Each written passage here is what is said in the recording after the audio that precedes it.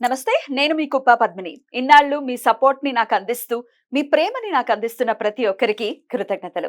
ఇప్పుడు చూడబోతున్న ఈ వీడియో కూడా ఖచ్చితంగా మీకు ఉపయోగపడుతుంది. లైక్, షేర్ అండ్ సబ్స్క్రైబ్ చేసి మీ ఇష్టాన్ని, అలాగే మీ సపోర్ట్‌ని నాకందించండి. అలాగే ఈ వీడియో పట్ల మీ అభిప్రాయాన్ని కామెంట్ సెక్షన్‌లో కామెంట్ చేసి నాకు తెలియజేయండి. నమస్తే. నమస్కారం. రేపటి విశిష్టతను ఇప్పుడు చూద్దాం. రేపు 13వ తారీఖు ఏప్రిల్ నెల 2025వ సంవత్సరం ఆదివారం. శ్రీ విశ్వావసు నామ సంవత్సరం ఉత్తరాయణం వసంత ఋతువు రేవతి కార్తె. రేపు చైత్రమాస బహుళపక్ష పాడ్యమి తిథి పూర్తిగా. చిత్తా నక్షత్రం రాత్రి 9:11 వరకు, తదుపరి స్వాతి నక్షత్రం. హర్షణ యోగం రాత్రి 9:40 వరకు, తదుపరి వజ్ర యోగం. బాలవకరణం సాయంత్రం 7:08 వరకు, తదుపరి కౌలవకరణం ఉంటాయి. సూర్యుడు మీనరాశిలో రేవతి నక్షత్రం 4వ పాదంలో రాత్రి 3:21 వరకు, తదుపరి మేషరాశి అశ్విని నక్షత్రం 1వ పాదంలో సంచరిస్తాడు. చంద్రుడు కన్యా రాశిలో ఉదయం 7:39 వరకు, తదుపరి తులారాశిలో సంచరిస్తాడు. నక్షత్ర వర్జం రాత్రి 3:29 నుండి 5:18 వరకు. అమృతకాలం మధ్యాహ్నం 1:58 నుండి 3:46 వరకు. హైదరాబాద్ ప్రాంతం వారికి రేపు సూర్యోదయం ఉదయం 6:02 సూర్యాస్తమయం సాయంత్రం 6:32 చంద్రోదయం సాయంత్రం 6:53 చంద్రాస్తమయం లేదు.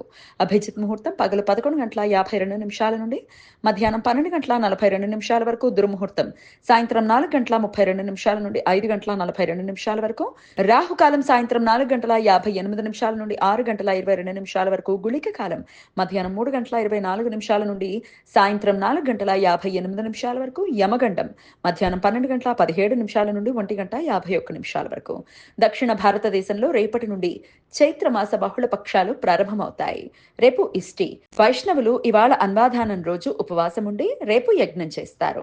నిరయన రవి అశ్విని నక్షత్రం 1వ పాదంలో మేషరాశిలో రేపు రాత్రి 3:31 ప్రవేశిస్తాడు.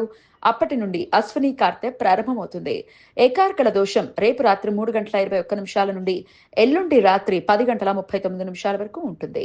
వజ్రయోగం జరుగుతున్న సమయంలో రవి అశ్విని నక్షత్రంలోనూ చంద్రుడు స్వాతి నక్షత్రంలో సంచారం చేస్తున్నప్పుడు ఈ దోషం ఏర్పడుతుంది. ఈ సమయంలో శుభకార్యాలు చేయడానికి అనుకూలం కాదు. ఈ సమాచారాన్ని మనకు అందించిన వారు మేడికొండూరు విశ్వనాథ్ ప్రసాద్ గారు.